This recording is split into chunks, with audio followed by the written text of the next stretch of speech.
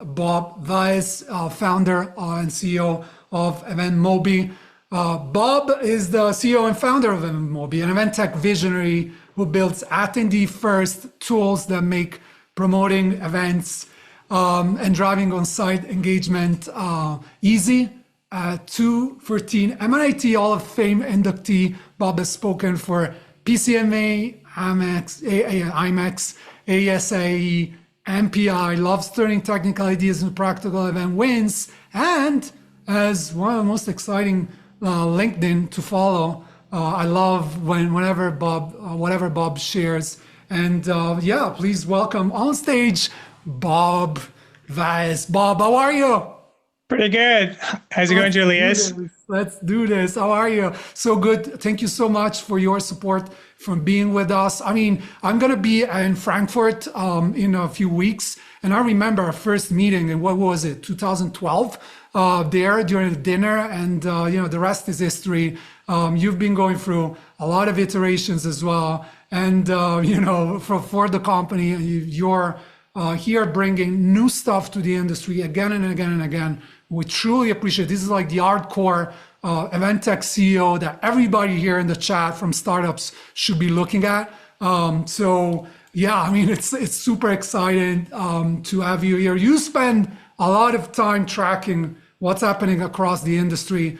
And before we get into the specifics of what matters versus I want to know how you decide what's noise and what should we be focusing on, because I feel like a lot of planners right now feel like they're drowning in like news. I mean, even here we have 39 companies. I mean, there's a lot. So how do you personally decide what matters from what's just noise? Oh my God. First of all, that intro, 2014 Hall of Fame, I think my time has passed. I mean, once you're Hall of Fame, you're Hall of Fame forever. That's hilarious. But I wanted to kind of remind people, there's over 1,000 people on this webinar. I don't think I remember a webinar since the pandemic that had 1,000 people. And that, I mean, talking about noise and anxiety and curiosity, and that kind of tells you everything. When so many people show up for a webinar about AI, while everybody is hating on AI because we're all paranoid about how it's going to change our world so fast, that says everything. How much noise there is, that people can't figure out what is real, what's not, but also how much interest there is at the same time. So excited to be here. And I should also start, I am also anxious. I am also in fear. As a company, as a CEO with like 100 people that are working on this stuff, every day I feel like I'm behind. I feel like I'm not catching up. There's a new tool. I need to do this. But at the same time, you kind of have to kind of claw back a bit and think about what is impactful. So I read this thing, I think it was an HBR article. It's a little bit old. I think it was maybe last year. I know in AI world, this like last year is like basically garbage data because it's a different world. But they were talking about 80% of enterprise AI implementations fail. And I just want that to sink in for people. It's like, that's crazy. How do we afford 80% of projects failing? Like we should, but that tells you something, that everyone is experimenting. We don't really know what the right thing is. So you have to try, you have to believe in failure, you have to experience. So if you feel overwhelmed, don't worry about it. The trick here is just to do it, to learn, figure out what really works for you. Now, personally, I mean, I have a personal way of using AI in my as a CEO, which is kind of boring because I really want to get down and dirty and do cool stuff. But I use Claude, typical of everybody else, research, brainstorming, clean up this, clean up that. But to be honest with you, I think we have so many tools at EventMobi, from HubSpot, Gone, Google. Every single one of these tools, even our like we use Beautiful AI for like presentation. Every single tool out there has really powerful AI tools, AI features that I don't think I'm using effectively. So if you're sitting there, you think you want to pick an product, pick it, and then try to really use the AI features they have and experiment with it. I think that's really the untapped potential. And talking about that, Bob, I mean, obviously, as we were saying with Alon, you've been like had, like, in the same time frame, right? In that same era of evolution from an event app to an all-in-one to virtual. You acquired virtual companies right after the pandemic. So, and it's important for both the planners and the startups listening to this, how you are thinking about AI, right? We can keep, I feel that, I want to hear, like, what is your approach? How are you thinking about it?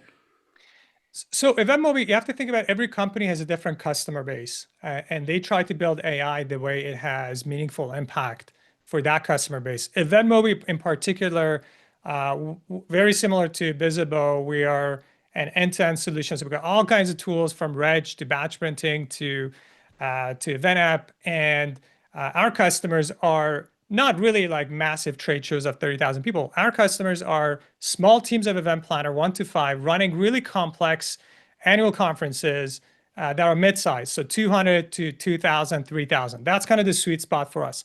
So the way AI impacts these types of events is very different than, for example, solutions that like CVent might or other tools might produce for like a 50,000 person conference. So I think it's important for the industry to understand the right tool for the right event. So that's one thing.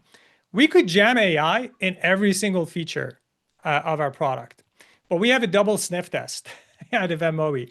Number one, it actually has to be useful inside the platform. So if you can do something better outside the event platform, it belongs there. Editing emails, coming up with better subject line, like that does not belong in event platform. So in the event platform.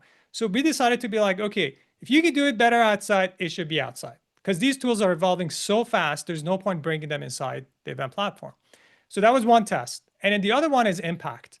So where can we create massive impact that is not just evolutionary of saving somebody 10 minutes, but actually saving you 150 hours, maybe something you could never even do without this tool? That's the stuff that really changes the game. So that's the sniff test that we have when we go through building products. And then we have to summarize it, be like, okay, which part of the event lifecycle makes sense to bring AI in? And you could argue every single part of it is important, but we're starting with event marketing. It's actually funny hearing, Alon, it's similar companies having slightly different approach. We're also building an event concierge for our event app, which is coming out later this year. But we started on the registration front because I think event marketing, if AI can help hit rich target, that has a material impact for the event. So that was our first focus. The second focus was anything we do has to elevate the event experience. So it has to improve the way they're getting information, access information, engagement. And then the last one, event operations. So can we speed up and simplify workflows for event planners? Can we enable them to do things they couldn't do before? So that's the way we kind of think about it. Is it better to do inside the platform? Does it bring big impact? And kind of does it fall into one of these 3 buckets? I love it.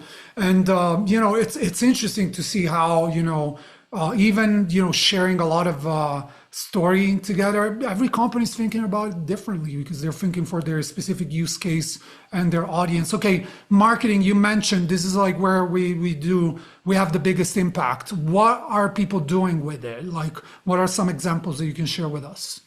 Yeah, so this is the really interesting one. I've been reading everything about this and keeping track of what's happening in the industry and also trying to figure out how we can bring value. I think it was Adam Perry posted something a couple of days ago that Freeman had released a report. I don't really have the details of this, but apparently Freeman analyzed events and up to 50% of events as of last month were behind rich targets. And their analysis was it's not a lack of demand in the market. It's actually poor conversion. So people are just not making the decision. So when you look at event marketing from that lens, you can kind of break it down into, I think, 3 segments. So you have demand creation in marketing. So how can AI help you analyze your data so you can better segment and find your right audience? How can you create better ads?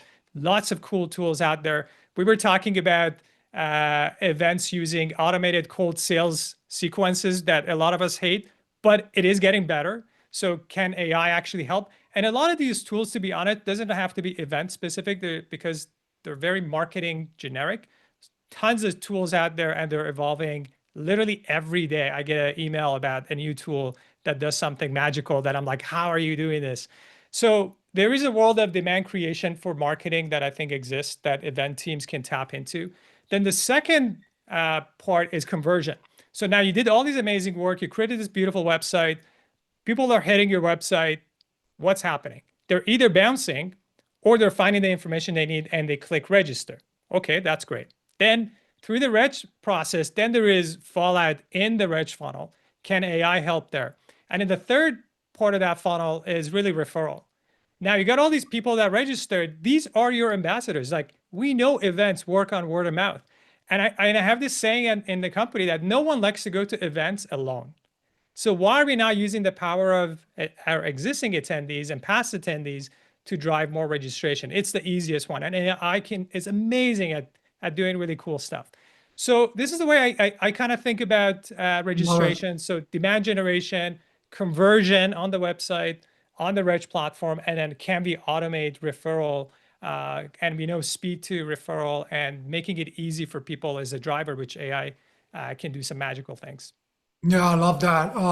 Some very practical examples here that you shared with us. Let's keep it practical in terms of operations. And, what's an example of something that used to take hours that wasn't even feasible that now we can do on the operations side? Yeah, so the operations side is really cool. We're inside of EventMobi, we're geeking out over it, from MCPs and automations and all the tools that we've been using internally. But to simplify it for everyone in the audience today, the easiest way to think about it is a three-level framework. So level one is ChatGPT, right? So I use an LLM to ask questions to help me like summarize this session abstract for me, analyze my contract. These are amazing. Everybody should be doing it. It's super power for every event planner. Second level is where you can bring your event data into your LLM. So your ChatGPT, and when I say LLM, I mean Claude, Gemini, ChatGPT, Copilot. And there are two ways to do that. One is you can export all your data, create a project or a gem or whatever it is, and you bring all that data in there, and then you start doing stuff with it. Or use an MCP. An MCP actually is beyond just bringing the data. It actually can do stuff using your event platform. So it gives you power. So let me give you an example. So an interesting example of using MCP is if you have your event data connected, you could ask, hey, look at the last survey result for the event, find attendees that were unhappy and help me draft personalized email so you can follow up. We can't do this without AI. It's like too many people. It takes too much time to go, who is this person? What do I run? What were they not happy about? But what if you could actually, like the 30 people that complain about something, you could actually respond with email. It takes you like half an hour to copy paste that stuff in. That's the stuff that I think MCP is really powerful, or creating, I think personalized sponsorship prospectus. So a sponsor comes in and can look at your past data and give them like real insight of like who are your audience that matches their, like you can't do this stuff without AI. But level three, which I think is we're just kind of getting to, everybody talks about agentic AI and workflow automation, is when you have access to your event data and you can create workflows, repeatable workflows, and this thing runs while you sleep. And it requires very little interaction. So using an MCP, you have to talk to your LLM, tell it stuff, gives you back, you look at it, you do this, and then you move on. Whereas an agentic workflow or automated AI workflow, it does stuff by itself. So I'll give you an example. Imagine as soon as an attendee would register, the agent will look at their LinkedIn profile, create a profile on the event app. So now nobody has empty profiles anymore, has the headshot. It even knows the answer, and you have connected it to a gift tool, and it automatically sends a swag basket to them. Like you don't have to do anything. They sign up at 2 a.m. They got the swag bag like sent out at 6 a.m. fully automated. That's the stuff that I think really changes the game for event planner. I got tons of these examples, but I know we don't have a lot of time, so maybe we should move on. Yeah, just tell me like for the last minute, what you're going to show us today, what was the logic behind building it, so that people can see in action what EventMobi is doing with AI. Yeah, so we have two, we're working on a lot of things. There's two products that are live on the EventMobi platform. One is, we call it Mobi AI Registration Concierge. And the premise around that was to solve three problems. The registration conversion is broken. You have not, if you look at your analytics, 97% of your traffic bounces. And a lot of that is because people can't find the information they need. You're not giving them personalized information. And we think a AI concierge that sits on a conference website is a game changer. Every e-commerce tool we use these days has one. Why can't our conference website have one? So that was kind of the premise around this tool, the Reg Concierge that we created. It also is a 24/7 support and reduces emails that planners might get with silly questions and repeatable questions from attendees. So we think that's great. And the second example we have is the Automation Integration Hub. We're going to show you something that blows your mind. And I'll just tease, because you have to watch Torben's demo of how you can build with your event data and any tool that you have outside. So our tool integrates with 1,000 different apps out there. And you can build these automations that can take your event data, create a repeatable workflow, and basically you're vibe coding an agent inside your event platform. And I don't think that has ever been done before. It's pretty cool. Oh, I'm excited for that. I'm excited to have Torben with me. When I saw his name, I was like, yes, this is going to be fun. So excited to have you. Thank you so much, Bob, for all you share with us, for supporting the event, and to keep on building for the events industry. We appreciate your dedication and service to the industry for so long. And, I'm waiting to see the next iterations of EventMobi. Thank you, Bob. Thanks, Julius. Thank you for being with us.